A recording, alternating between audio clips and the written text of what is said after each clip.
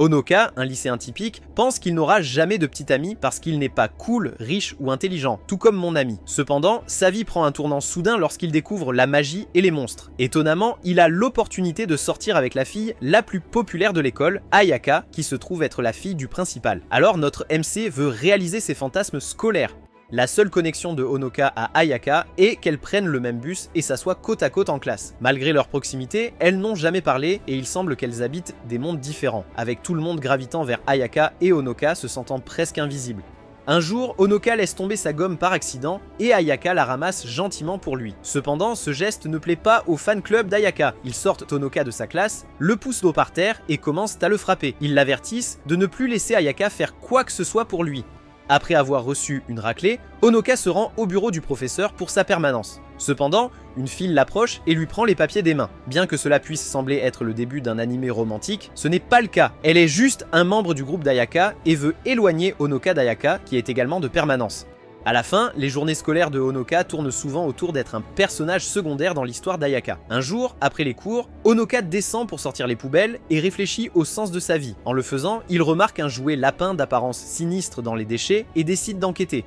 Sur le ventre du jouet, il trouve une note prédisant un temps clair mais avertissant de la possibilité que certains bâtiments scolaires s'effondrent. Il la rejette d'abord comme une farce enfantine, mais est choqué lorsqu'une ombre massive apparaît, révélant l'effondrement du clocher de l'école. À ce moment-là, il se demande s'il sera transporté dans un autre monde comme un héros entouré de belles filles. Tristement, il réfléchit au fait qu'il n'a même jamais tenu la main d'une fille dans sa vie actuelle. Le bâtiment s'effondre sur lui, semblant mettre fin à cet anime. Mais cependant, quand il ouvre les yeux, il se retrouve dans les bras d'Ayaka, qui est habillée comme une sorcière. Paniqué, Ayaka l'avertit d'arrêter de bouger ou il pourrait tomber. Confus, il regarde en bas pour les voir debout dans les airs sur un balai. Au loin, une fille aux oreilles de chat se demande si Ayaka est une sorcière d'atelier et invoque alors deux grands soldats jouets en forme de lapin pour attaquer. Ayaka lance rapidement Honoka dans les airs, esquive l'attaque, brûle les jouets avec un sort de feu et attrape gracieusement Honoka, lui offrant un gros plan d'une expérience inattendue et magique. Les soldats joués en forme de lapin se relèvent et chargent droit sur eux avec des épées. Ayaka réagit en tirant des boules de feu sur eux, puis se lance dans un combat rapproché avec son balai et des sorts. Malgré le conseil d'Ayaka de rester prêt, Honoka, étant l'imbécile qu'il est, fait le contraire. Il se retourne pour voir une fille aux oreilles de chat lui faire signe derrière le bâtiment, l'incitant à venir pour sa sécurité.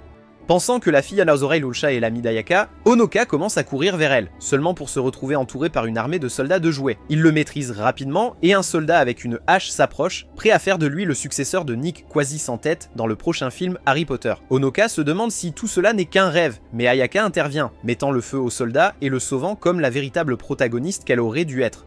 Encore convaincue que c'est un rêve, Honoka essaie d'impressionner Ayaka en disant qu'elle est belle même dans ses rêves, doutant qu'elle lui accorderait une seconde de son temps pour le sauver comme un hybride de Sailor Moon et de Harry Potter. Ayaka lui assure que c'est sa mission de le protéger et qu'il ne devrait pas s'inquiéter. Quand Honoka demande pourquoi, Ayaka répond qu'il est sa princesse. Cette révélation amène Honoka à se questionner sur son genre, mais Ayaka lui rappelle en riant qu'il n'y a encore que deux genres pour l'instant. Ayaka insiste pour le protéger, mais il remarque que quelques-uns de ses cheveux sont en feu. Inquiet de penser qu'il est la raison pour laquelle elle est blessée, il demande pourquoi elle l'a couvert, se blâmant d'avoir été idiot et d'avoir été dupé malgré son avertissement de rester proche. Il admet que c'est de sa faute si ses cheveux ont brûlé, considérant cela comme un cadeau de Dieu. Cependant, il s'arrête au milieu d'une phrase, réalisant qu'il est devenu sans le vouloir un pervers et a commencé à être trop obséquieux envers elle. Bien qu'il ait été victime d'intimidation par les admirateurs d'Ayaka pendant des années, il se retrouve malgré lui à rejoindre le côté obscur. Alors qu'il réfléchit à sa déception envers lui-même, il remarque qu'un des soldats joués se lève pour attaquer Ayaka par derrière. Honoka saute devant Ayaka, pensant être un Batman mais prenant le coup lui-même, espérant avoir l'air cool et dire que son corps a bougé tout seul. Commentez les gars, quel genre de Batman il est? Cependant, il perd connaissance avant de dire sa réplique. Ayaka, le voyant se blesser, s'approche et lui fait un doux câlin. Notez la douceur de l'étreinte est intentionnelle. Maintenant, je comprends pourquoi mon Batman tombe soudainement. Il est clair qu'Ayaka devient en colère en le voyant blessé. Elle regrette de ne pas avoir réduit en cendres les soldats de plomb dès le début et décide de se lever utilisant son sort ultime, Million Clover. Avec une énorme explosion d'éléments feu, elle anéantit complètement tous les ennemis. Plus tard dans l'après-midi, Honoka se réveille dans la salle privée d'Ayaka à l'école. Ayaka lui assure que ce n'était pas un rêve et promet d'expliquer tout un autre jour. Ils rentrent ensemble chez eux et Ayaka lui dit que pour l'instant, tout ce qu'il a besoin de savoir, c'est que c'est son devoir de le protéger parce qu'il est son maître. Confus par cette déclaration, Honoka décide de marcher à ses côtés en silence et il ne parle pas pendant un certain temps. Quelques jours plus tard, tout semble bien et être revenu à la normale. Cependant, cette fois-ci, au lieu d'être un personnage de second plan, Honoka commence à attirer la jalousie et la haine des autres. Ce changement se produit lorsque Ayaka décide de s'asseoir à côté de lui dans le bus du matin pour l'école. Alors qu'ils marchent ensemble vers la classe, Honoka ressent les regards hostiles et craint pour sa sécurité s'il reste proche d'Ayaka plus longtemps. Il prétend avoir des problèmes d'estomac et se précipite à l'extérieur, seulement pour être attrapé par l'équipe des intimidateurs. Les intimidateurs le saisissent par le col, lui demandent de connaître sa place et se préparent à le frapper. À la surprise générale, Ayaka intervient. Elle transforme habilement la cravate de Honoka en arc et déclare qu'elle brûlera quiconque essaiera de lui faire du mal à nouveau, mettant ainsi fin à l'intimidation. Plus tard dans l'après-midi, pendant l'heure du déjeuner, Ayaka s'assoit avec Honoka et quelques filles de son fan club. Elle le nourrit de ses propres mains, mentionnant fièrement qu'elle a préparé la nourriture elle-même. Bien que Honoka se sente heureux de ce traitement spécial, il ne peut s'empêcher de ressentir un malaise au milieu des 20 autres filles qui l'entourent. Croyant qu'il gâche leur plaisir, il se lève et déclare qu'il ira manger seul avant de s'enfuir. En entendant cela, Ayaka se met en colère et met le feu au déjeuner de tout le monde, les regardant de haut. D'un autre côté, Honoka se sent coupable d'avoir été impoli envers elle et se promène dans la cour où le bâtiment est tombé. Il remarque que tout semble redevenu normal, sans dommage apparent. Juste à ce moment-là, Honoka se retourne pour voir la fille aux oreilles de chat debout à côté de lui. Elle révèle que le bâtiment en chute libre n'était qu'une illusion et déclare qu'elle a finalement confirmé qu'il est un individu sans pouvoir. En d'autres termes, elle l'appelle inutile. S'approchant de lui discrètement, elle se transforme en tenue de sorcière et se présente comme Tanpopo des sorcières de la tour. Elle déclare son intention de l'enlever et appelle ses soldats. Cependant, Ayaka arrive au milieu de la situation et emmène Honoka avec elle, interrompant les plans de Tanpopo. Tanpopo dit qu'elle attendait la venue d'Ayaka, puis ordonne à son armée de soldats jouets de les attaquer. Cette fois, il s'agit de plus que quelques simples soldats de plomb et ils transpercent tous Ayaka avec des lances et des épées de tous côtés. Après le duel, Honoka ouvre les yeux au sol et remarque qu'Ayaka le couvre de plus de blessures qu'il ne peut en compter. Elle lui demande s'il va bien et il se demande comment elle est encore en vie. Se sentant coupable d'être faible, il exprime sa tristesse et promet de croire en elle. Il propose d'appeler une ambulance, mais Ayaka, prétendant être faite de feu, le rassure et lui dit de fermer les yeux et de rester tranquille. Utilisant sa magie, Ayaka envoie tous les soldats voler et les réduit en cendres. Elle s'approche de Tanpopo, tenant Honoka dans ses bras comme une princesse. Ayaka menace Tanpopo, lui disant qu'elle va griller son derrière poilu et la frappe avec un puissant sort de feu. Cependant, Tanpopo parvient à appeler ses soldats et s'échappe de justesse avec son derrière en feu. Ensuite, Ayaka dit à Honoka d'ouvrir les yeux, et à sa grande surprise, tout est redevenu normal, propre et clair sans aucun dégât. Avec cela, ils rentrent tous les deux chez eux, et appellent ça une journée. Le lendemain matin, 5 nouveaux étudiants arrivent dans leur école, et surprise, surprise, ce n'est autre que Tanpopo et ses collègues sorcières de la tour. Quelques jours passent, et Honoka n'arrête pas de demander à Ayaka de lui dire la vérité sur toute cette histoire de sorcellerie, et pourquoi il est visé par Tanpopo et les autres. Un matin, il décide de lui poser la question avec insistance, jusqu'à ce qu'elle lui réponde. Remarquant qu'Ayaka n'a pas pris le même bus que lui ce jour-là, il descend à l'entrée de l'école, change ses chaussures et traverse sa classe, seulement pour trouver Ayaka ayant des interactions intenses avec les nouveaux élèves. Confus, il lève les yeux vers le tableau de classe et réalise qu'il est en fait au club de la société de torture.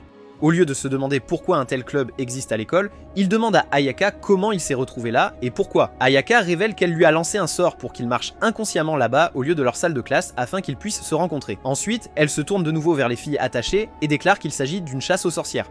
Elle explique qu'elle a décidé de s'en débarrasser parce qu'il pouvait être une menace pour lui. Se demandant si c'est vrai, Honoka les regarde lutter pour leur vie. Il presse Ayaka de retirer au moins les bâillons de leur bouche pour qu'ils puissent parler, et Ayaka obéit. Elle révèle qu'elle voulait les achever tôt, mais l'un d'eux s'est échappé, alors elle a utilisé les autres comme appât pour l'attirer.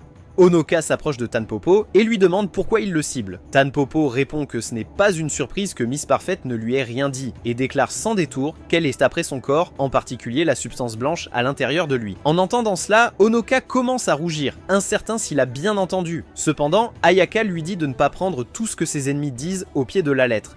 Tanpopo se demande s'ils devraient être aussi décontractés car ils n'ont pas encore capturé leur dernier membre. Juste à ce moment-là, une sorte de liquide noir visqueux commence à couler du plafond, les engloutissant bientôt de l'intérieur.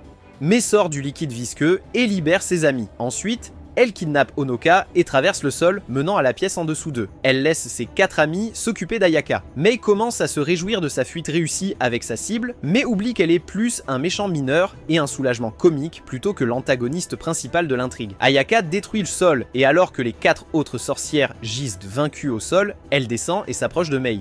Cependant, Mei avertit Ayaka de ralentir, menaçant de laisser son animal de compagnie, un loup, mordre le cou de Honoka si elle ne s'arrête pas. Ayaka le rassure, disant qu'elle s'occupera de la femme rapidement, mais Mei, avec Honoka comme otage, se lève. mais fait mordre son animal de compagnie dans le cou de Honoka pour menacer Ayaka. Au lieu d'avoir peur, Ayaka met le feu à Mei, la repousse d'un coup de pied et permet à Honoka de s'échapper. De manière surprenante, le coup de Honoka est indemne tandis que la morsure du loup apparaît sur le cou d'Ayaka. En voyant cela, Mei s'échappe et ses amis se retirent. Plus tard dans l'après-midi, Honoka ouvre les yeux dans la salle de classe d'Ayaka et remarque qu'elle porte une écharpe autour du cou au milieu de l'été. Elle s'excuse auprès de lui, expliquant qu'elle voulait qu'il vive une vie normale et paisible.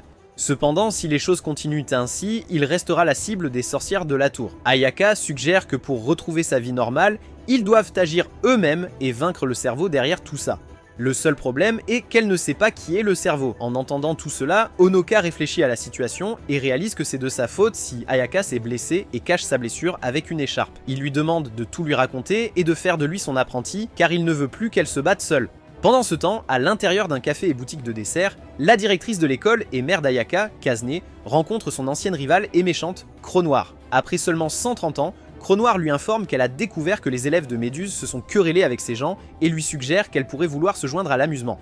Plus tard ce week-end, Honoka reçoit un appel d'Ayaka pour la rencontrer à l'extérieur. Pensant que c'est peut-être un rendez-vous, en réalité, elle est sur le point de révéler la vérité sur les sorcières et tout comme il l'avait demandé. Elle mentionne qu'ils iront à l'école, mais sur le chemin, ils s'arrêtent à un magasin d'alimentation. En marchant vers leur destination, Ayaka lui raconte une histoire sur les sorcières et explique qu'il y a deux types dans ce monde, les sorcières de l'atelier et les sorcières de la tour. Les sorcières d'atelier sont les protectrices du monde, créant des ateliers dans les lieux où les gens se rassemblent pour construire des villes. Leur travail est de s'assurer que la magie n'est pas utilisée à des fins maléfiques, en ouvrant des ateliers dans différents secteurs et en y vivant, d'où le nom de sorcières d'atelier. D'autre part, les sorcières de tour sont des individus égoïstes qui ne respectent aucune loi. Elles utilisent la magie pour leur profit personnel et causent souvent du tort aux autres. Ayaka avertit que s'il tombait entre leurs mains, le monde toucherait à sa fin et tout le monde mourrait. Après cette conversation, ils entrent dans le magasin d'alimentation pour prendre un moment de répit. Après avoir commandé leur nourriture, l'une des serveuses commence à parler à Ayaka d'une voix aiguë. Ayaka continue de la regarder avec colère, mais écoute tout ce qu'elle dit. La serveuse révèle que Cronoir est en ville et que d'autres sorcières de la tour arrivent. Honoka remarque que la fille est en réalité la vice-présidente du conseil des élèves de leur école et aussi une sorcière d'atelier comme Ayaka.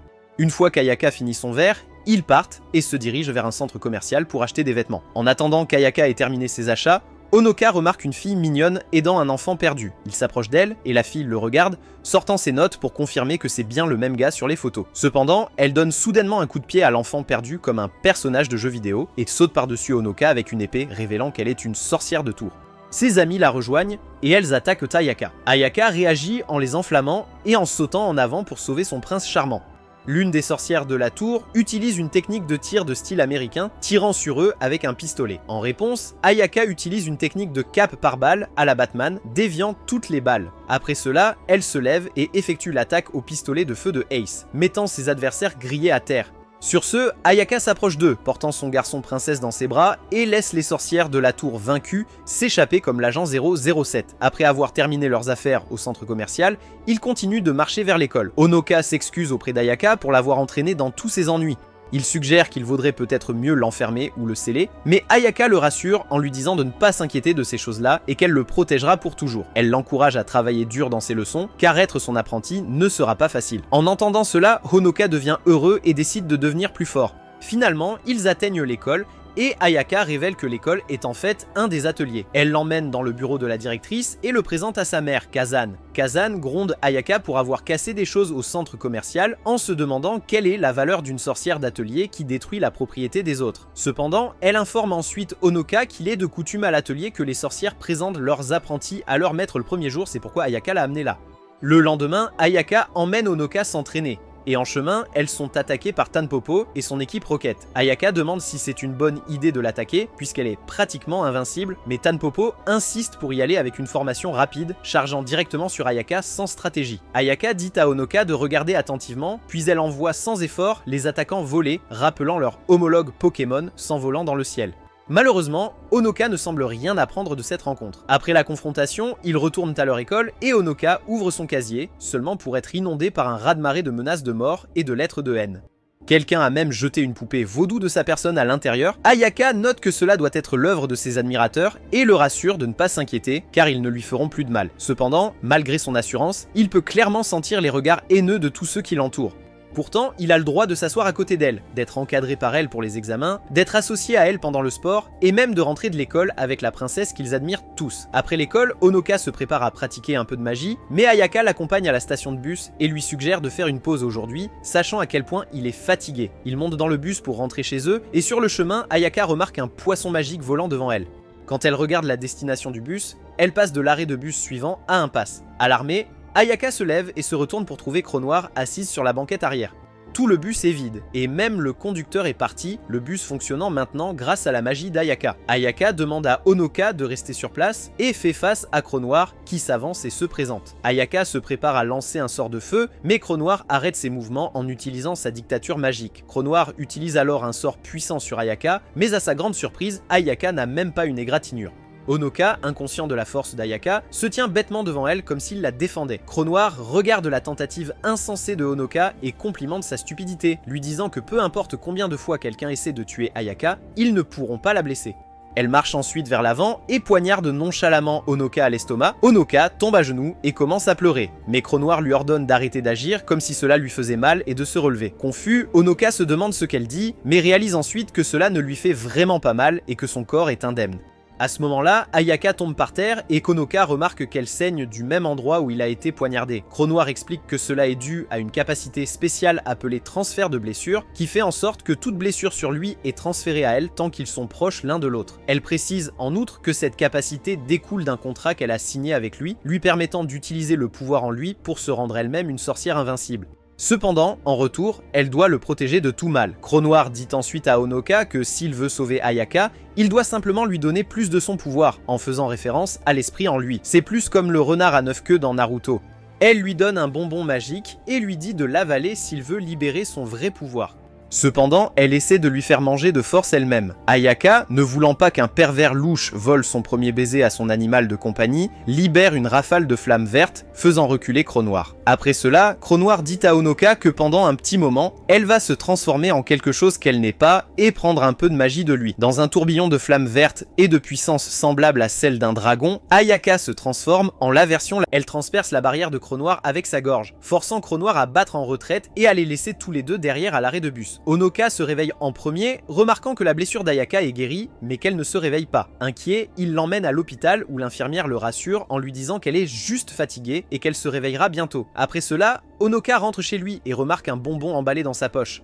Il réalise que c'est l'orbe magique que Cronoir essayait de lui faire avaler. Décidant de le cacher à Ayaka, il le met dans son tiroir, pensant que cela pourrait être utile à l'avenir. Il réfléchit aussi à ce que Cronoir a dit au sujet d'Ayaka, passant un contrat avec lui, se demandant si cela signifie qu'il la connaissait avant de la rencontrer à l'école. Le lendemain, Ayaka réserve tout le gymnase pour leur entraînement. Elle fournit à Honoka son propre équipement de sorcier et commence à expliquer ses caractéristiques. Elle lui demande d'essayer de sauter haut et à sa grande surprise, il se sent beaucoup plus léger et parvient à sauter presque aussi haut que le toit du gymnase. Après le saut, elle le rattrape en le tenant comme une princesse et lui dit ensuite d'essayer de la soulever de la même manière. Honoka est surpris de constater qu'elle est vraiment légère et elle explique que porter la cape rend leur corps léger. Ensuite, elle tend sa main droite en avant, tord un peu son poignet et un balai magique apparaît dans ses mains. Elle lui dit que les balais sont rangés à l'intérieur des capes et peuvent être invoqués en faisant le geste. Honoka essaie de faire de même, mais ne parvient qu'à invoquer sa déception quand il échoue à sortir le balai. À ce moment-là, le réveil d'Ayaka sonne et elle dit qu'ils doivent arrêter. Soudain, beaucoup d'étudiants ouvrent la porte et entrent pour leur pratique. Honoka commence à paniquer, disant à Ayaka qu'il devrait se cacher, sinon les autres les verront dans ces tenues étranges. À sa surprise, personne ne fait attention à lui et il se demande s'il est devenu si transparent que personne ne prend la peine de le regarder. Ayaka explique que c'est grâce aux robes qu'il porte, qui ont un charme empêchant les autres de les remarquer.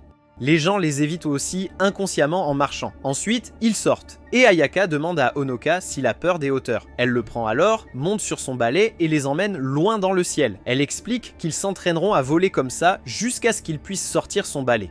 Ayaka mentionne que normalement les sorcières d'atelier patrouillent dans la zone de cette manière pour s'assurer que tout va bien dans leur secteur. De plus, à tout moment, il y a 5 sorcières puissantes dans leur lycée qui continuent de patrouiller pour s'assurer que l'école est en sécurité. Après avoir volé un moment et même fait une sieste, Ayaka les ramène toutes les deux à l'école. En chemin, Honoka l'arrête et montre du doigt en disant qu'un enfant est harcelé et volé et qu'il devrait intervenir. Cependant, Ayaka lui dit que c'est le travail de la police. Et en tant que sorcières, leur responsabilité est de protéger la ville des sorcières maléfiques. Elles n'interfèrent pas avec les affaires des gens normaux, car elles ne doivent jamais leur laisser découvrir leur existence. Honoka ne croit pas à l'excuse et invoque son balai, sautant. Il sauve de justesse la situation d'une fin désastreuse en parvenant à ne pas tomber à sa mort, puis fonce directement sur les tyrans, les faisant tomber au sol comme une voiture. Par accident. Il riposte en se mettant sur lui et en décidant de le battre, mais Ayaka arrive à temps et les brûle jusqu'à ce qu'il soit réduit en cendres avec sa magie. Honoka lui demande des explications sur la règle de ne pas attaquer les civils, et elle explique qu'ils étaient des sorcières, c'est pourquoi ils ont pu le remarquer malgré la robe qu'ils portaient. Il s'avère que la fille qui se faisait voler est l'amie de la même école que Cassie, la sœur cadette d'Honoka. Et elle n'est pas une sorcière, donc elle n'a pas vu la magie se produire. Pendant ce temps, dans la ville de Rothenburg, nous voyons Méduse, qui est sous la plus stricte sécurité que la ville puisse fournir. D'une manière ou d'une autre, elle parvient à briser le sceau et s'échappe de prison. Les premières personnes qu'elle décide de visiter ne sont autres que ses étudiants estimés, l'équipe Tanpo Rocket. Mais avant qu'elle entre en contact avec eux, nous voyons Tanpopo et ses amis assis dans un restaurant en train de réfléchir à un plan pour capturer Honoka et vaincre Ayaka. C'est un problème difficile car l'un d'eux est pratiquement invincible et l'autre produit constamment des phéromones qui la gardent avec lui comme un animal de compagnie.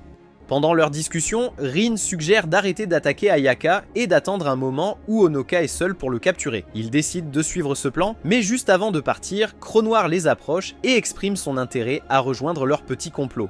Le lendemain matin, Honoka se réveille et descend pour se rafraîchir et se préparer pour l'école. Sa sœur Kasumi le salue et l'aide à coiffer ses cheveux décoiffés avec un peigne et un sèche-cheveux. Pendant qu'elle le fait, elle lui demande à propos de l'appel qu'il a reçu d'une fille le week-end dernier.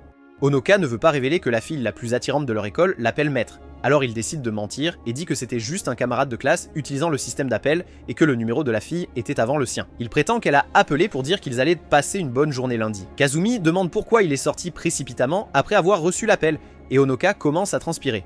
Il invente une autre excuse, mais elle comprend et le menace de lui brûler les cheveux avec un sèche-cheveux réglé au maximum. Kasumi admet ensuite qu'elle sait qu'il est sorti avec Ayaka et mentionne avoir entendu des rumeurs car ils vont à la même école. Elle exprime sa frustration car elle est souvent victime de harcèlement à cause de son frère qui attire l'attention de la princesse. Kazumi demande à Honoka la nature de leur relation.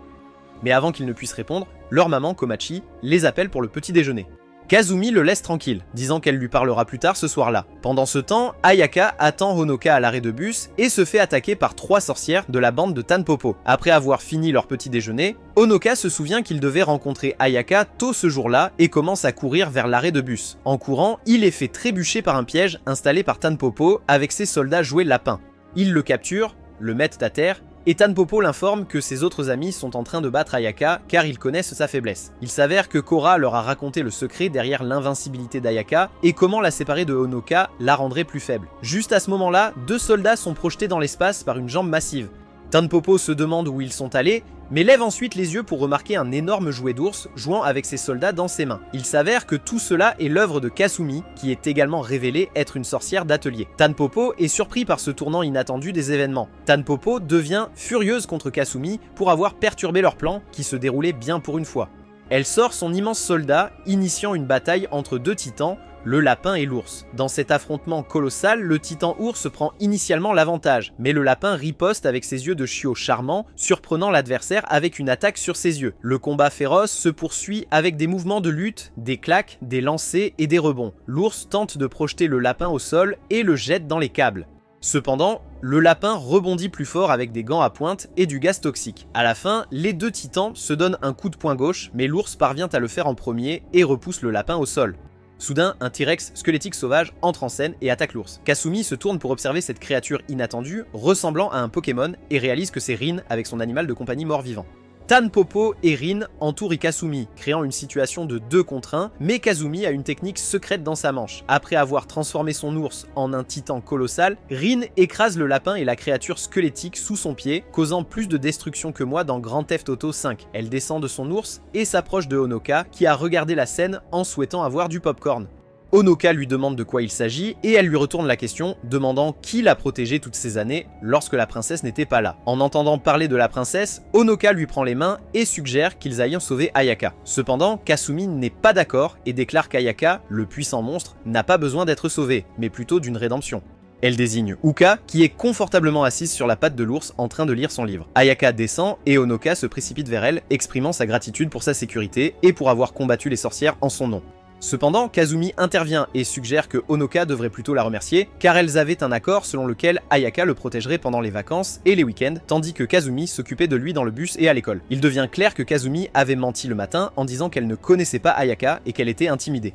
Elle taquine Honoka, prétendant que c'est son travail en tant que sœur cadette. Kasumi informe Ayaka que la directrice a mentionné plus de 30 sorcières de la tour dans la ville, mais elles n'ont pas encore agi. Cela indique que quelque chose d'important est sur le point de se produire, donc elles doivent rester sur leur garde. Pendant ce temps, Kazune allume la télé et voit que la moitié de la ville est détruite à cause du combat entre Kasumi et Tante Popo. Elle s'inquiète de combien d'argent elle devra dépenser pour tout réparer. De retour en ville, Ayaka propose qu'ils emménagent ensemble pour protéger Honoka tout le temps. Pendant ce temps, Cronoir prépare quelque chose et dit à son garçon Croco de capturer toutes les sorcières de la tour de la ville et de les amener à sa base. En même temps, Kazune reçoit un appel de Rothenburg, qui l'informe de l'évasion de Méduse. Le lendemain, Ayaka va rencontrer la mère de Kom pour lui demander si elle peut garder Honoka avec elle tout le temps. À leur surprise, Komachi, la mère de Honoka, accepte immédiatement et commence à raconter une histoire de ses propres années de lycée. Elle parle de comment elle est devenue amie avec une fille forte connue sous le nom de Dragontooth, qui s'avère être la mère d'Ayaka, Kazune. Elles sont devenues si bonnes amies qu'elles ont prévu de se marier. Mais comme ce n'était pas encore l'année 2023, elles ont dû épouser des hommes et promettre d'organiser des mariages pour leurs enfants à la place. Cela signifie qu'Ayaka et Honoka étaient déjà fiancés avant même leur naissance. En entendant tout cela, Kazumi refuse de laisser son grand starter partir. Komachi lui conseille de mûrir et d'arrêter d'insister pour qu'il fasse tout pour elle toute la journée.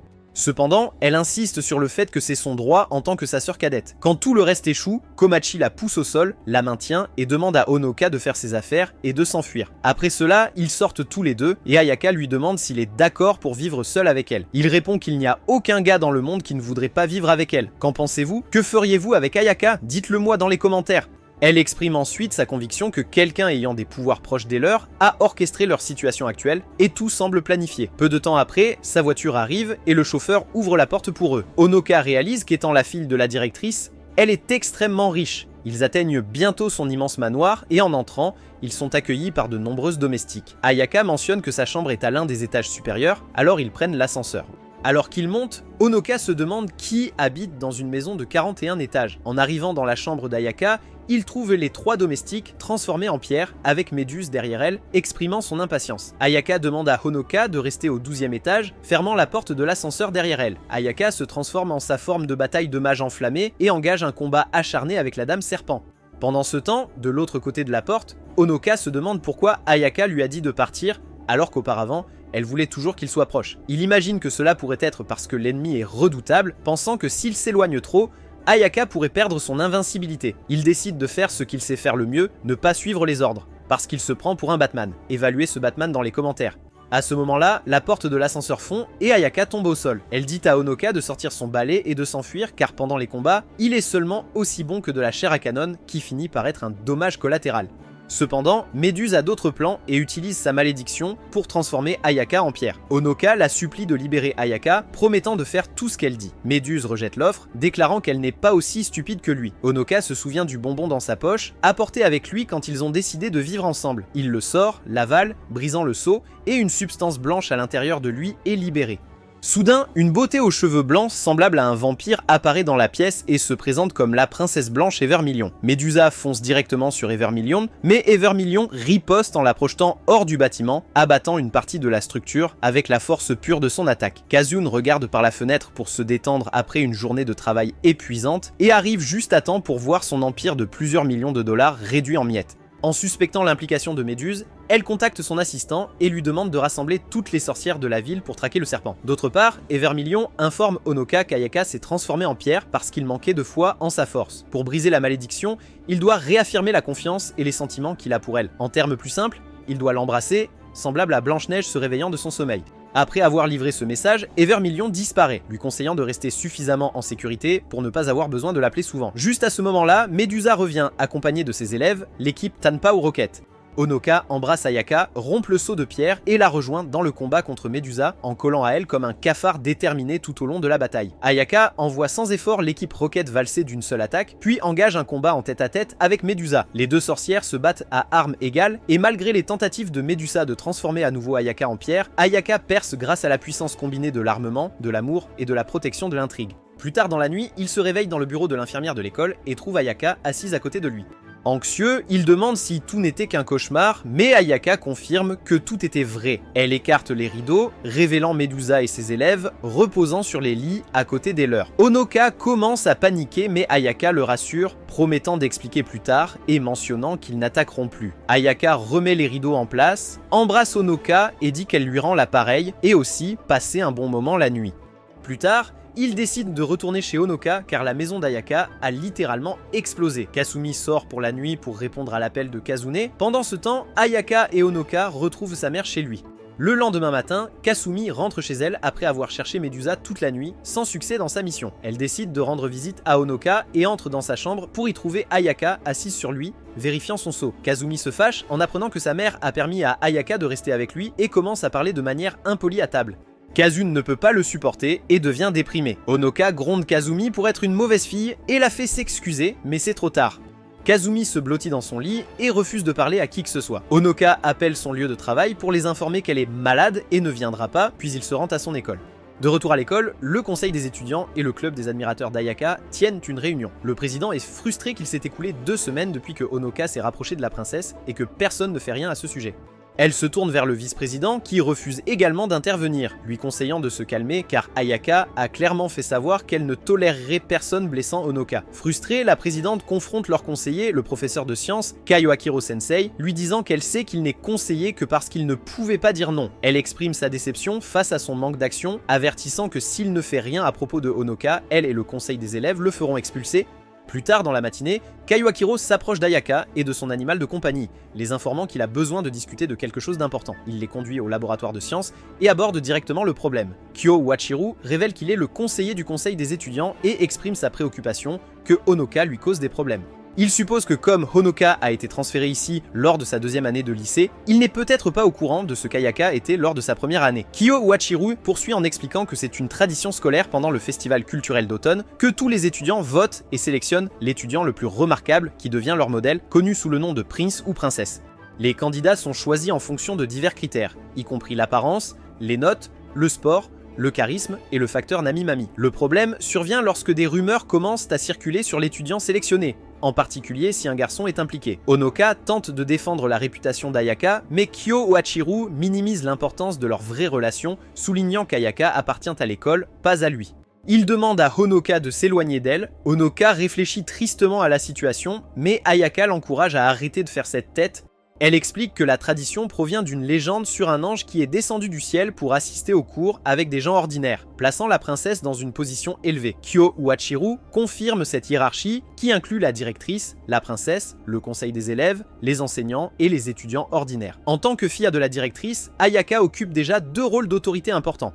Cependant, le défi réside dans les conséquences potentielles pour Kyo-Wachiru s'il désobéit au conseil des élèves. Ayaka le rassure, disant qu'elle a un plan et qu'ils doivent l'accélérer. Kyo-Wachiru exprime son soulagement devant l'assurance d'Ayaka et se concentre sur le véritable problème.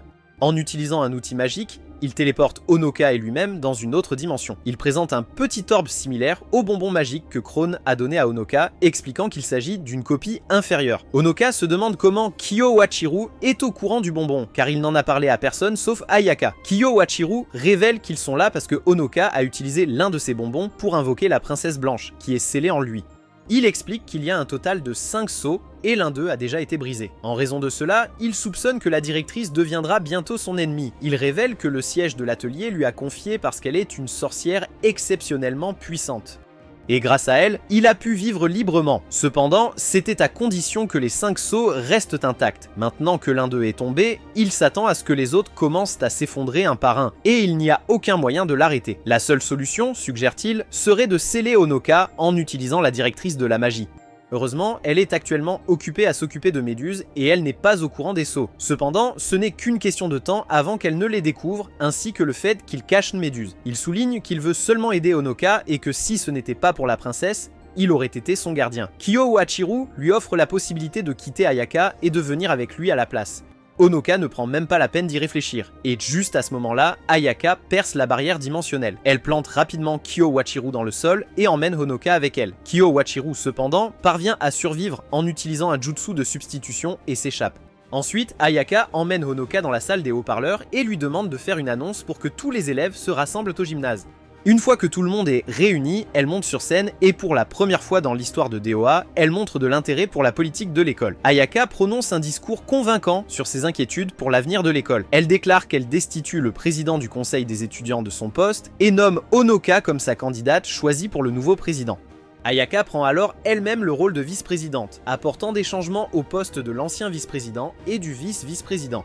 Plus tard, Honoka prononce un discours d'introduction au comité du conseil étudiant. Il reconnaît qu'il sait que tout le monde ne l'aime pas en ce moment, mais il exprime son engagement à prouver sa valeur et à travailler dur pour gagner l'acceptation de tous. Pendant ce temps, Kazumi n'accepte pas la domination d'Ayaka sur son frère et décide de le récupérer par la force.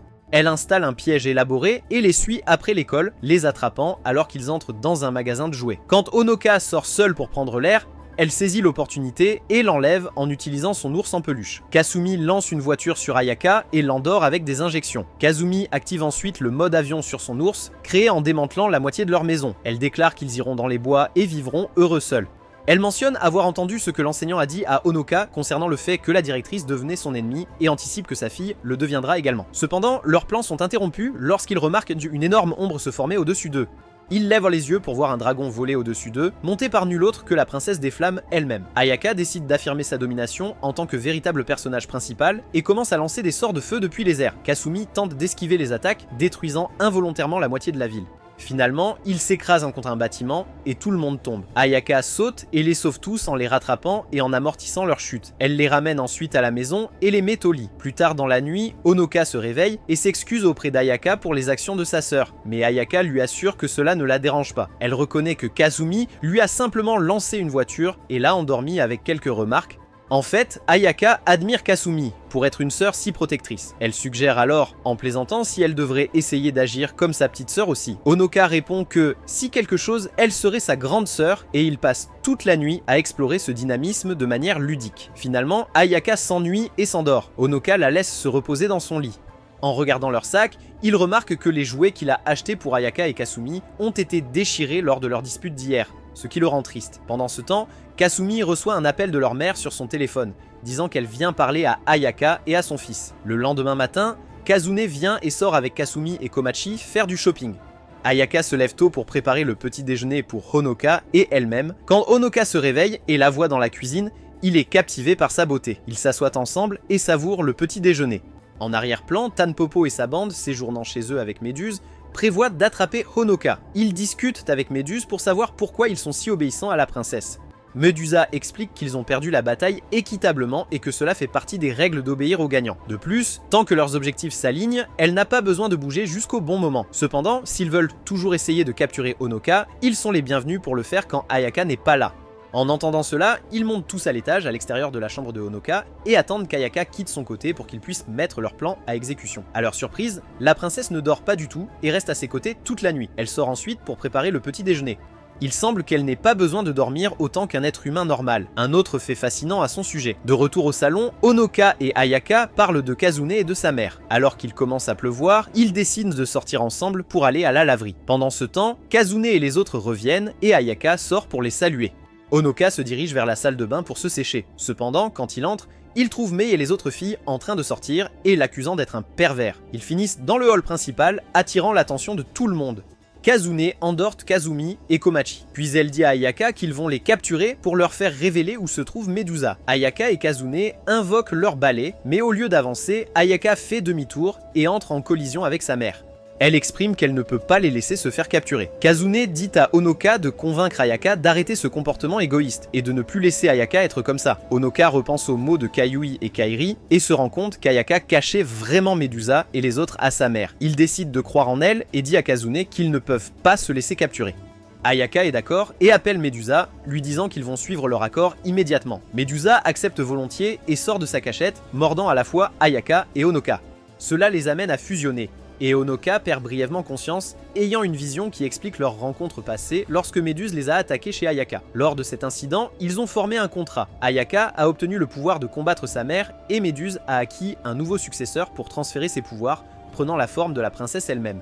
Avec cet accord en place, Ayaka a promis d'abriter Medusa et ses élèves de sa mère jusqu'au moment opportun. Cependant, Kazune ne comprend toujours pas pourquoi Medusa s'est combinée avec Ayaka et lâche quelques absurdités. Medusa se moque d'elle et une bataille féroce s'ensuit, Kazune commençant par un coup de son balai. Ayaka bloque l'attaque et utilise ses yeux pour transformer Kazune en pierre, est attrapée par le col et poussée au sol. Malgré le fait qu'Ayaka ait réussi à transformer Kazune en statue de pierre, elle se lève et commence à s'éloigner, tout en s'excusant auprès d'elle. Cependant, elle reçoit un coup de pied par derrière, alors que Kazune brise le seau de pierre par pure force de volonté. Kazune attrape Ayaka par le col et lui demande si elle pense qu'un simple seau de pierre peut la faire tomber. Elle souligne qu'Ayaka semble essoufflée après un seul coup, expliquant que sa combinaison avec Méduse l'a affaiblie. Son invincibilité avec Evermillion, car elle déteste maintenant l'impureté. Kazune avertit Ayaka de se préparer à une raclée, mais Honoka utilise son pouvoir pour échanger sa place avec elle et finit par prendre le coup lui-même. Quelque temps plus tard, il se réveille étroitement confiné dans une cellule de prison aux côtés d'Ayaka. Ayaka tente de brûler les barreaux métalliques, mais ses efforts s'avèrent inutiles. Elle explique qu'ils sont à l'intérieur d'une des chambres de punition de sa mère et que leur fusion avec Medusa a déjà été défait. Cela s'avère être le pire des scénarios car Medusa pourrait être en train d'être interrogée en ce moment et leur secret serait révélé. Ayaka révèle que sa mère lui a dit un jour que peu importe ce qui se passe, même si elle meurt, elle ne doit pas laisser les sceaux de Honoka se briser. Tant que les sceaux sont intacts, leur protection à l'école est garantie. Cependant, maintenant que les sceaux ont disparu, Honoka est devenue une menace. Ayaka déclare alors que la seule façon de sortir de leur situation est de vaincre sa mère. Elle explique que sa mère a vraiment un esprit sportif, et si elles parviennent à la vaincre, elle les rejoindrait probablement. Honoka se souvient de leur rencontre précédente avec Kazune, et se demande comment elles peuvent réaliser un tel exploit. Cependant, Ayaka lui assure qu'il y a une issue qui implique son propre pouvoir. Pendant ce temps, de retour à l'école, Kazune profite d'une partie de shogi avec Renoir. Quand elle s'enquiert de Medusa, Kazune exprime son excitation initiale à l'idée de torturer la Dame Serpent. Cependant, certaines sorcières de l'atelier de Rosenburg sont arrivées, présentant des ordres officiels du siège, et ont demandé la garde de Medusa.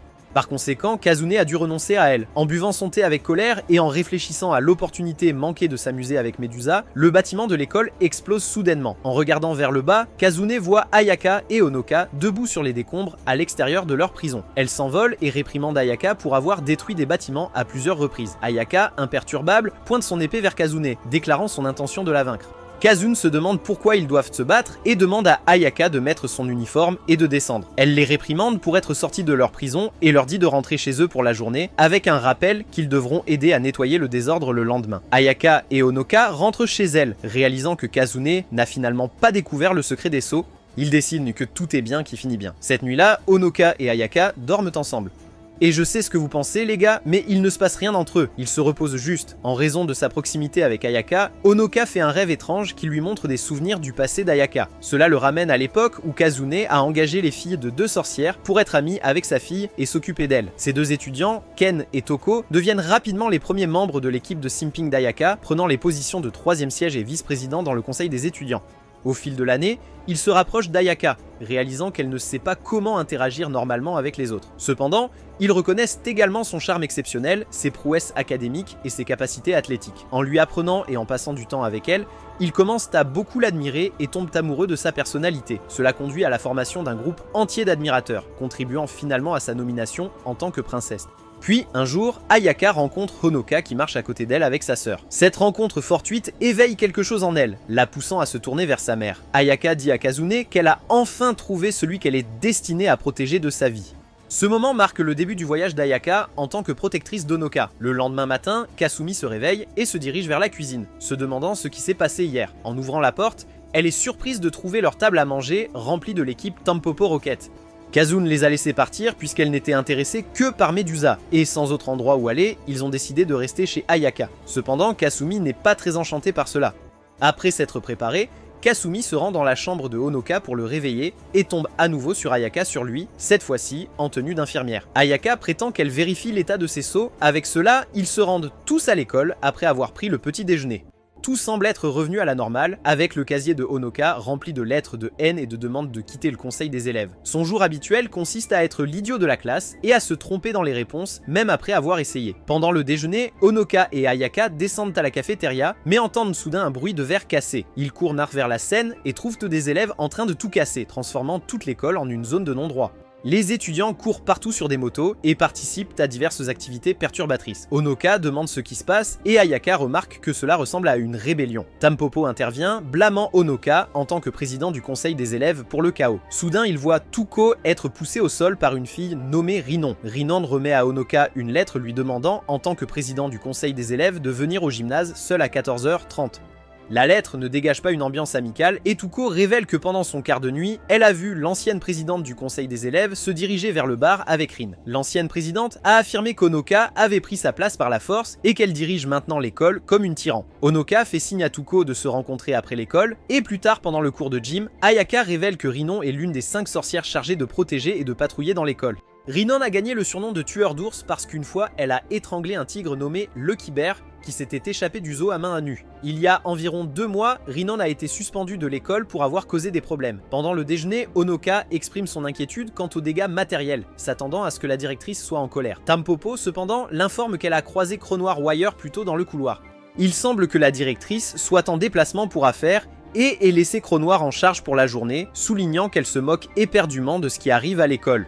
À 14h30, Onoka décide de se rendre seule à la salle de sport, suivant les conseils de Makaka sur la manière dont Rinon se bat. En entrant dans le bâtiment, il remarque que le terrain a été transformé en un ring de fortune, avec une foule massive d'étudiants rassemblés autour, les encourageant. Onoka tente de se sortir de la situation par la parole, mais Rinon l'accuse de maltraiter sa meilleure amie et d'essayer de la discréditer socialement.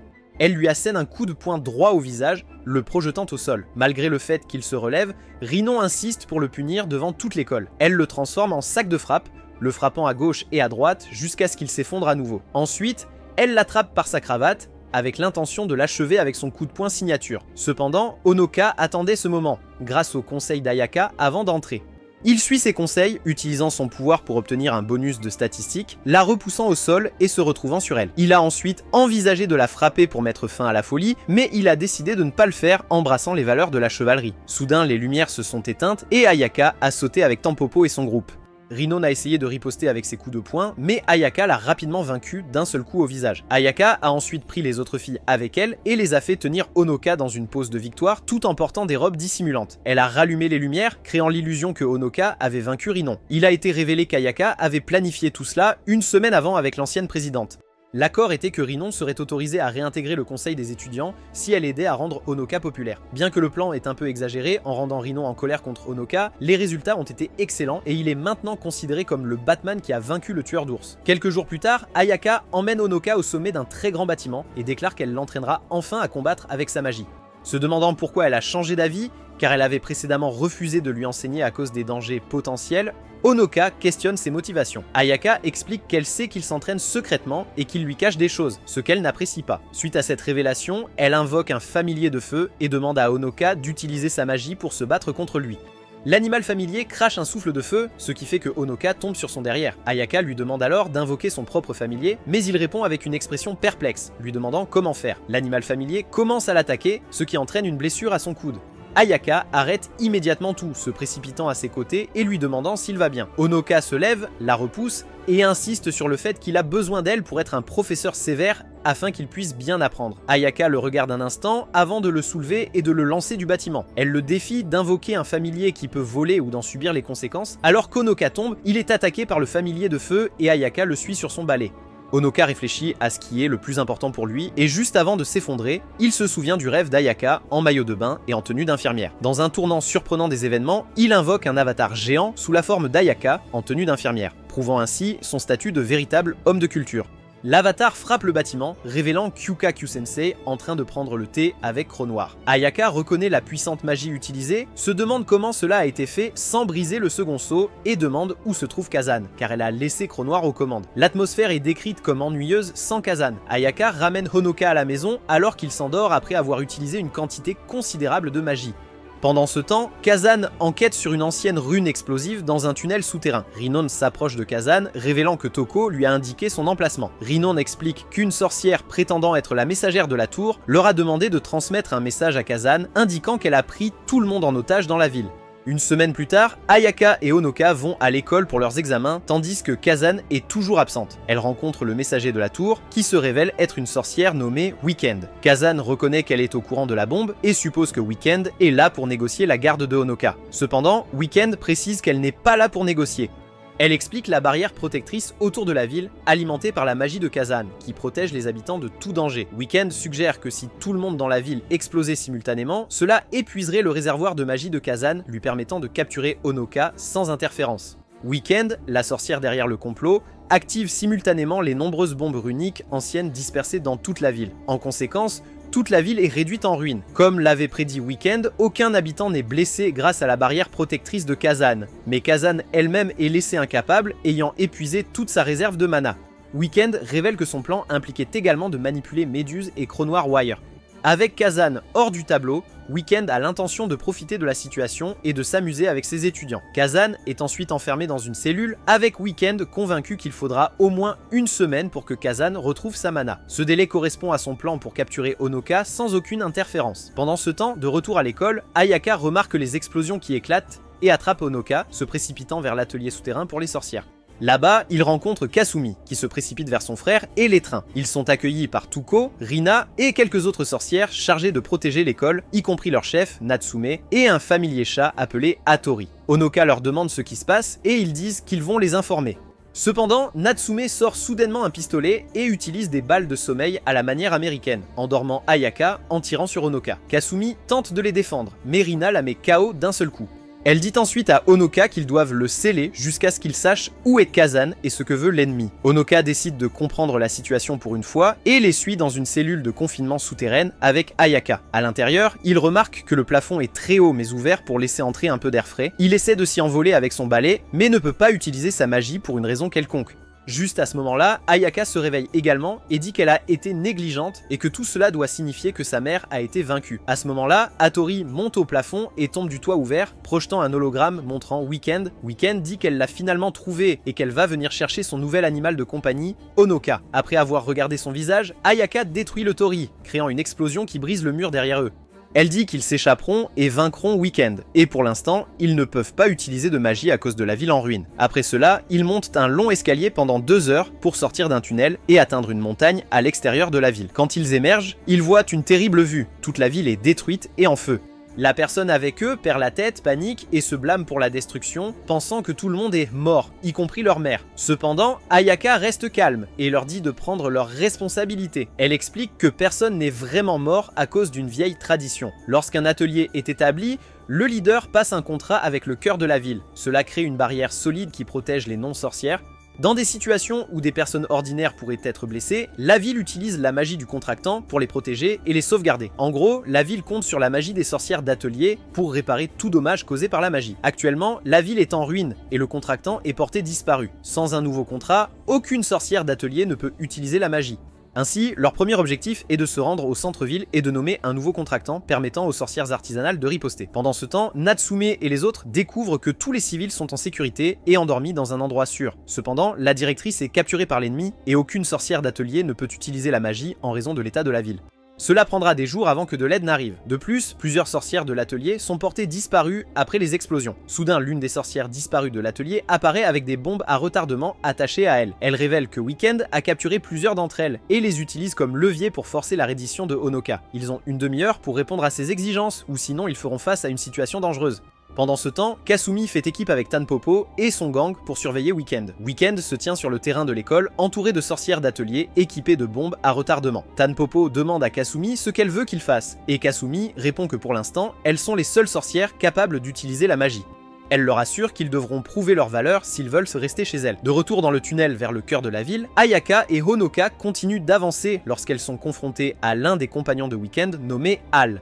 Elle utilise sa magie pour créer un golem de pierre et enfonce Ayaka et Honoka dans le sol avec ses énormes bras de roche. Al attrape ensuite Ayaka et tente de porter un coup fatal. Cependant, Ayaka la surprend en sautant et en lui donnant simplement un coup de pied au visage. Al pense d'abord qu'un simple coup de pied ne traverserait pas son armure de roche, mais il s'avère qu'Ayaka est puissante même sans sa magie. Et ils continuent à marcher en avant. De retour à l'atelier souterrain, Natsume tente de désamorcer les bombes manuellement, mais avec seulement 18 minutes restantes, il décide de confronter Weekend directement. En même temps, Chronoir se réveille dans sa chambre et découvre toute la ville en ruine. Elle interroge son partenaire sur la situation et il explique que Weekend, une sorcière, a causé la destruction après avoir reçu des informations sur Honoka. Chronoir réalise que Weekend a dû vaincre Kassen et est déterminé à ne pas laisser quelqu'un suffisamment fort pour vaincre Kassen, s'enfuir sans combattre. Pendant ce temps, Natsume et les autres s'approchent de Weekend et l'exhortent à se rendre. Weekend, cependant, révèle que dans moins de 12 minutes, ils mourront tous à cause des bombes. Elle suggère qu'il lui donne tout ce qu'elle veut s'ils veulent vivre un peu plus longtemps. Bien qu'elle prétende être faible, Weekend avertit que même s'ils la battent, ils ne pourront pas arrêter les bombes. En entendant cela, Kasumi se demande si Weekend est juste un négociateur et que la véritable personne contrôlant les bombes est quelqu'un d'autre. Avec ce soupçon, Kasumi se précipite dans le bâtiment pour trouver le partenaire qui pourrait contrôler les bombes. D'un autre côté, Honoka se dirige vers le cœur de la ville et suit les instructions d'Ayaka pour conclure un contrat avec la ville. Avec seulement quelques minutes avant l'explosion des bombes, Ranon et les autres commencent à courir vers Weekend avec détermination. Juste au moment où ils sentent leur magie revenir, Honoka réussit à conclure un contrat avec la ville. Il désamorce rapidement toutes les bombes et maîtrise Weekend. Il l'emmène dans une cellule de scellement magique, mais Weekend les surprend en utilisant des grenades à main physique dans le seau, se libérant et les assommant tous avec l'explosion. Weekend se protège avec une armure de fer cachée sous ses vêtements. Elle rejoint ensuite son compagnon, déclenchant le reste des bombes et causant des dommages significatifs aux sorcières de l'atelier. Elle appelle Honoka, l'exhortant à venir les sauver s'il le peut. Grâce à son contrat, Honoka entend sa voix et assiste au chaos. Malgré les inquiétudes d'Ayaka, Honoka décide d'utiliser ses pouvoirs pour affronter Weekend. Cependant, Ayaka intervient et le fait tomber avec un coup de tête en déclarant qu'elle va s'occuper de la situation elle-même. De l'autre côté, Kasumi et les autres trouvent la compagne de Weekend et engagent une bataille avec eux. Pendant ce temps, Cronoir capture Hal et la force à révéler le plan de Weekend et son emplacement en la faisant divulguer l'information. Après avoir assommé Honoka, Ayaka l'emmène à l'infirmerie de l'école et le laisse se reposer sur un lit. Pendant qu'il se repose, Honoka rêve de certains souvenirs passés impliquant sa mère et celle d'Ayaka. Cependant, juste au moment où il est sur le point de découvrir des détails importants, Kiyoyukiru Sensei apparaît dans son rêve et l'entraîne dans une autre dimension comme auparavant. Kiyoyukiru Sensei l'informe qu'il s'agit d'un domaine spécial où sont stockés les souvenirs de tout le monde dans la ville. En tant que nouvel entrepreneur de la ville, au lieu de poursuivre ses propres rêves, Honoka arrive dans ce royaume. Kiyoyukiru Sensei l'emmène dans un ascenseur et explique que pendant les périodes de crise, ils évacuent tous les civils non sorciers de la ville vers cette dimension. Ces souvenirs sont conservés sous forme d'étoiles dans le ciel de ce royaume. Une fois la ville restaurée à la normale, ils libéreront ces souvenirs après les avoir effacés et édités pour que les gens ne se souviennent de rien de l'incident. Honoka se renseigne sur le processus d'effacement de la mémoire et Kiyoyukiru Sensei révèle qu'en tant que membre de la famille Mikage, il est de sa responsabilité d'effacer et d'éditer les souvenirs de tout le monde dans la ville pour garder leur existence secrète. Pendant ce temps, Kasumi est engagé dans un combat avec le partenaire de Weekend qui possède une magie de copie permettant de reproduire la magie de leurs adversaires. Le combat se poursuit avec l'ours rose titan de Kazumi affrontant leur ours noir titan. Leur duel est féroce, se frappant mutuellement la tête comme des titans monstrueux. Kasumi semble avoir l'avantage au début. Cependant, les deux combattants se relèvent et continuent leur combat intense, causant involontairement des destructions dans une partie du bâtiment scolaire où se trouvent Tanpopo et les autres. Kazumi utilise son ours pour sauver l'un d'eux, mais cela offre une ouverture à l'ennemi pour la repousser, donnant l'impression qu'il pourrait gagner. Soudain, Medusa arrive sous sa forme humaine séduisante et transforme l'ennemi en pierre. Ensuite, elle gronde ses élèves, déclarant qu'elle doit les punir pour avoir eu du mal contre un adversaire aussi faible. Puis, Medusa attrape ses élèves et s'enfuit avec les sorcières de Rothenberg à leur poursuite. De retour à l'infirmerie, Hattori entre et se renseigne sur l'état de Honoka. Ayaka l'informe qu'il a une forte fièvre car il a utilisé sa magie pour passer un contrat avec la ville. Hattori mentionne qu'elle a terminé sa mission comme demandé et partage des informations sur Cronoir chassant les sorcières de la tour dans la ville. Elle souligne également que ce n'est pas la responsabilité d'Ayaka de s'inquiéter pour Honoka. Ayaka exprime sa gratitude et demande à Hattori de rester avec Honoka pendant qu'elle sort affronter Weekend et mettre fin au chaos. Ayaka demande ensuite son épée et s'envole vers l'église où Weekend l'attend. À son arrivée, Ayaka se précipite immédiatement pour attaquer, mais elle est repoussée en plein air par une explosion. Weekend explique que contrairement à Ayaka et Kazun, elle ne possède pas de capacité extraordinaire ou surpuissante dans son arsenal. C'est pourquoi elle a mis des années à préparer des bombes et à les placer stratégiquement dans toute la ville, lui donnant ainsi l'avantage de frapper n'importe où, n'importe quand. Elle affirme qu'Ayaka n'a aucune chance contre elle. Malgré les difficultés, ils continuent leur combat intense. Une explosion se déclenche pendant le week-end, provoquant l'effondrement du plafond sur Ayaka. Bien que blessée, Ayaka active sa magie du feu, ce qui lui permet de sortir des décombres. La bataille continue de faire rage, et Ayaka réussit à vaincre de justesse Weekend dans un combat rapproché. Cependant, elle est projetée en arrière par une explosion, et Weekend révèle un groupe de gigantesques poupées de mana, les utilisant pour lancer une contre-attaque contre Ayaka. De retour à l'école, Honoka et Kuro sont pris en embuscade par un des compagnons de Lin. En réponse, Kiyoyukiru utilise sa magie pour transporter Honoka dans le monde réel.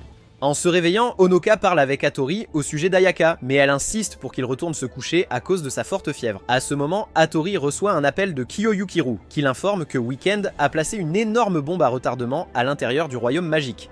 Pour éviter que tous ceux qui ont été évacués ne meurent, ils doivent vaincre Weekend pour désamorcer la bombe. Hattori décide d'aider Honoka et l'emmène là où se trouve Ayaka. Ils arrivent juste à temps pour voir Ayaka allongée, vaincue, sur le sol. Honoka la prend dans ses bras, la pressant de réaliser qu'une bombe menace la vie de tout le monde. Il la supplie d'utiliser ses pouvoirs et Ayaka accepte, surpassant Weekend.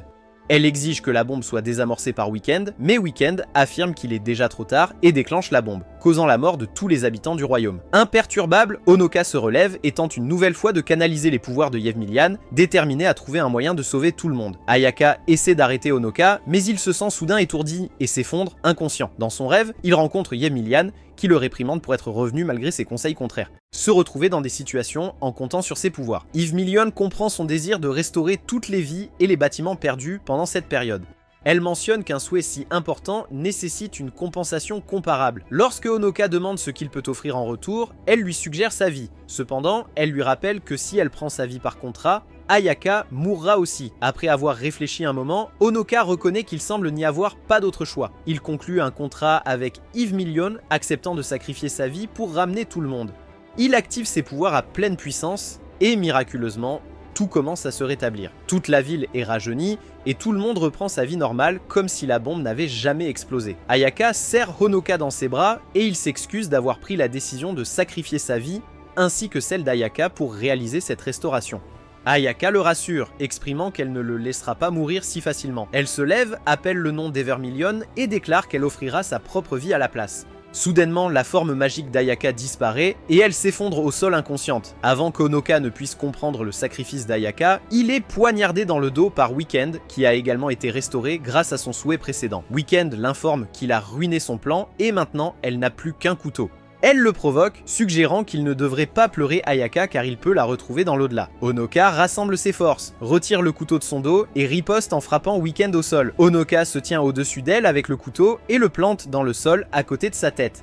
Il déclare qu'il en a fini de dévaluer les vies et affirme que peu importe combien de stratagèmes maléfiques elle utilise pour rendre sa vie misérable, il la vaincra toujours et mettra fin à ses plans. Après ce discours héroïque, il tombe sur elle à cause de sa blessure. Weekend, reconnaissant sa résilience, décide de l'épargner en demandant à son compagnon de le soigner. Elle fait remarquer qu'ils ont encore quelques jours avant que Weekend et Kazan ne reviennent. Après leur rencontre, ils se dirigent vers leur repère, mais sont rencontrés de manière inattendue par Cronoir et son compagnon Croco. Il les invite d'aller rejoindre pour une promenade. Et tandis que tout le monde est de retour et heureux, Honoka est submergé par le chagrin, pleurant sur le corps sans vie d'Ayaka. À ce moment, Hattori entre et reçoit un appel de Kyoyukiru qui l'informe que tout est maintenant bon et qu'ils ont réussi leur mission. Cependant, toujours attristé par l'état d'Ayaka pour se soucier des bonnes nouvelles, lorsque Honoka raconte tout ce qui s'est passé, Kyoyukiru ressent quelque chose d'étrange à ce sujet. Normalement, seuls les entrepreneurs peuvent satisfaire les exigences du contrat, ce qui signifie qu'Ayaka n'aurait pas dû être capable de donner sa vie en échange de la sienne. De plus, Honoka remarque quelque chose d'étrange avec le corps d'Ayaka. Bien qu'elle ne respire pas, son corps est encore chaud. Kyoyukiru propose une solution. Il suggère d'essayer quelque chose qui pourrait ramener Ayaka. Il demande à Hattori de créer un cercle magique spécial et d'y placer Ayaka. Kyoyukiru explique qu'Ayaka pourrait être dans cet état parce qu'elle a résilié leur contrat de force. Pour la ramener, il doit reformer un contrat avec elle. Il dit à Honoka de se couper légèrement la main, de laisser tomber un peu de sang sur la poitrine d'Ayaka, puis de l'embrasser. Bien qu'embrasser soit la partie la plus difficile pour Honoka, il parvient à lui déposer un baiser sur le front. Après un certain temps, Ayaka revient miraculeusement à la vie et recommence à respirer. Après avoir ramené Ayaka à la vie, Honoka retourne dans son monde de rêve pour parler à Evermilion avec Kyoyukiru. Il lui demande ce qui s'est passé et elle révèle le contrat qu'elle a conclu avec Ayaka quand ils étaient enfants. Selon le contrat, si Ayaka devait mourir ou demander l'aide d'Evermilion, elle libérerait le contrat entre eux, permettant à Honoka d'utiliser son propre pouvoir qu'il utilise pour maintenir Evermilion en vie. Il s'avère que Honoka a tout restauré par lui-même, et une fois qu'Ayaka a rompu leur contrat, elle n'avait plus besoin de lui donner une partie de son pouvoir. Par conséquent, leur accord a été annulé. Pendant ce temps, Cronoir défie Weekend à un duel en tête-à-tête et la détruit complètement, exprimant sa déception quant à sa force. Elle avait espéré un adversaire redoutable, mais a trouvé Weekend beaucoup plus faible que prévu. Cronoir envisage de la torturer, mais est interrompu par l'arrivée de Kazan. Kazan déclare que pour cet incident, elle veut la garde du méchant et elle ne peut pas laisser Cronoir la voir. Weekend demande comment Kazan est présente, car il devrait lui falloir au moins 5 jours de plus pour récupérer son mana. Cependant, Cronoir révèle que ses calculs étaient erronés, et il a fallu seulement 20 heures pour que Kazan récupère toute sa magie. Après que Weekend demande pourquoi Kazan n'est pas intervenu plus tôt, Kazan explique qu'elle voulait que les enfants s'amusent, alors elle a décidé de ne pas interférer. Maintenant, elle est là pour nettoyer le désordre qu'ils ont créé. Ils s'affrontent tous les deux, et il devient évident qu'ils sont probablement les individus les plus forts de la série jusqu'à présent. Le combat entre Kazan et Cronoir ne dure que quelques minutes, durant lesquelles ils échangent des coups intenses. Comme prévu, Kazan sort victorieux. Le lendemain matin, Honoka se réveille dans son lit, et Ayaka le salue avec un bonjour. Elle lui dit de se préparer pour l'école. En chemin, Honoka lui demande si elle va bien, et Ayaka répond qu'il lui faudra du temps pour que ses pouvoirs magiques se rétablissent, mais qu'elle va bien même sans eux. Plus tard, ils sont attaqués par l'équipe Tempo Rocket, qui tente son habituel coup de capturer Honoka. Cependant, Ayaka leur montre qu'elle est toujours le personnage principal de ce monde, même sans magie. Elle attrape Tampopo aimé par le crâne et les écrase presque avec sa prise. Les deux s'excusent pour leur comportement grossier et tout redevient normal. C'est tout pour cette vidéo. Regardez la vidéo suivante et on se retrouve à la prochaine. Si tu as aimé cette vidéo, n'oublie pas de laisser un like et de t'abonner pour ne rater aucune vidéo sympa. À la prochaine!